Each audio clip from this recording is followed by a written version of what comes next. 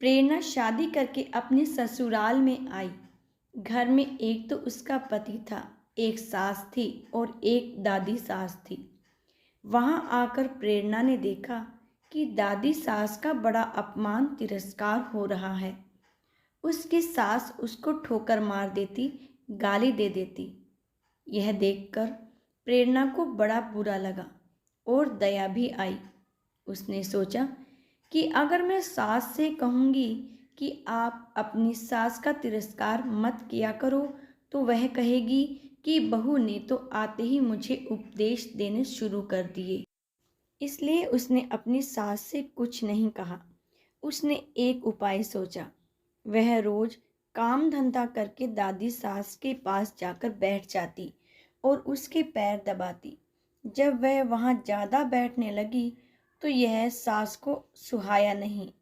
एक दिन सास ने उससे पूछा कि बहू, वहां क्यों जा बैठी? प्रेरणा ने कहा कि बोलो, काम बताओ। सास बोली कि काम क्या बताएं, तू वहां क्यों जा बैठी?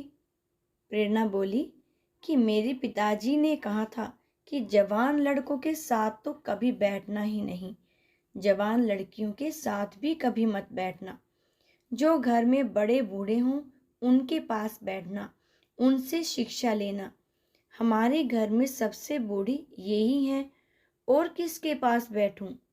मेरे पिताजी ने कहा था कि वहाँ हमारे घर की रिवाज नहीं चलेगी, वहाँ तो तेरे ससुराल की रिवाज चलेगी।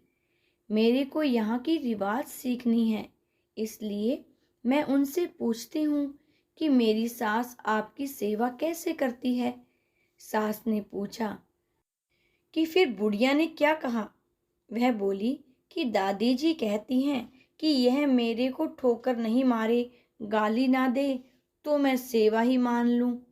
सास बोली कि क्या तू भी ऐसा ही करेगी? वह बोली कि मैं ऐसा नहीं कहती हूँ। मेरे पिताजी ने कहा है कि बड़ों से ससुराल की रीति सीखना। सास डरने लग गई कि मैं अपनी सास के साथ जो बर्ताव करूंगी वही बर्ताव मेरे साथ होने लग जाएगा। एक जगह कोने में ठीकरी इकट्ठी पड़ी थी। सास ने पूछा, बहू, ये ठीकरी क्यों इकट्ठी की हैं? प्रेरणा ने कहा, आप दादी जी को ठीकरी में भोजन दिया करती हो ना, इसलिए मैंने पहले ही जमा कर ली। सास, तू मेरे को ठीकरी में भोजन कराएगी क्या? प्रेरणा, मेरे पिताजी ने कहा है कि तेरे वहां की रीति चलेगी। सास, यह रीति थोड़े ही है। प्रेरणा, तो आप ठीकरी में क्यों देती हो? सास, थाली कौन मांजे? प्रेरणा, थाली तो मैं मांज दूंगी। सास, तो तू थाली में दिया कर, ठीकरी उठाकर बाहर फेंक। अब बूढ़ी माँ जी को थाली में भोजन मिलने लगा। सबको भोजन देने के बाद जो बाकी बचे वह खिचड़ी की खुरचन, कंकड़ वाली दाल दादी जी को दी जाती थी। प्रेरणा उसको हाथ में लेकर देखने लगी। सास ने पूछा, बहू, क्या देखती हो? प्रेरणा, मैं देखती हूँ कि बड़ों को भोजन कैसे दिया जाए। सास, ऐसा भोजन देने की कोई रीति थोड़ी ही है। प्रेरणा, तो फिर आप ऐसा भोजन क्यों देती हो? सास, पहले भोजन कौन दे? प्रेरणा, आप आज्ञा दो तो मैं दे दूंगी।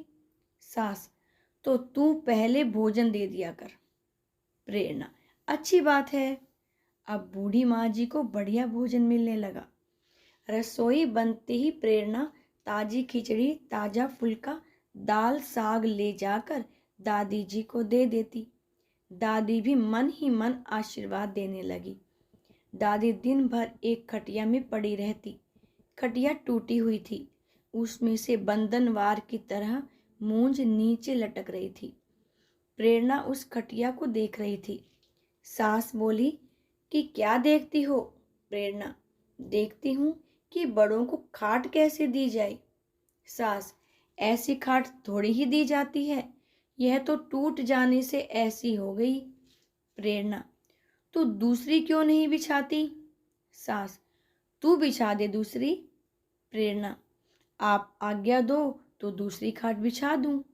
और सास के हाँ कहने पर प्रेरणा ने दूसरी खाट लाकर बिछा दी। एक दिन कपड़े धोते समय प्रेरणा माँ जी के कपड़े देखने लगी। कपड़े छलनी हो रखे थे। सास ने पूछा कि क्या देखती हो? प्रेरणा कहती, देखती हूँ कि बूढ़ों को कपड़ा कैसे दिया जाए। सास, फिर वही बात, कपड़ा ऐसे थोड़ा ही दिया जाता है, यह तो पुराना होने पर ऐसा हो जाता है। प्रेरणा, फिर वही कपड़ा रहने दें क्या? सास, तू बदल दे। अब प्रेरणा ने दादी सास का कपड़ा, चादर, बिछोना आदि सब बदल दिया। उसकी चतुराई से बूढ़ी दादी का जीवन सुधर गया। अगर प्रेरणा सास को कोरा उपदेश देती तो क्या वह उसकी बात मान लेती? बातों का असर नहीं पड़ता, आचरण का असर पड़ता है। इसलिए सभी लड़कियों को चाहिए कि ऐसी बुद्धिमानी से सेवा करें और सबको राजी रखें। तो दोस्तों, आपको मेरी ये कहानी कैसी लगी और इस कहानी के बारे में आपके क्या विचार हैं, मुझे कमेंट करके ज़रूर बताइएगा। और मेरे चैनल पर नए हो तो चैनल को भी सब्सक्राइब कीजिएगा। कहानी पसंद आए तो लाइक ज़रूर कीजिएगा। धन्यवाद।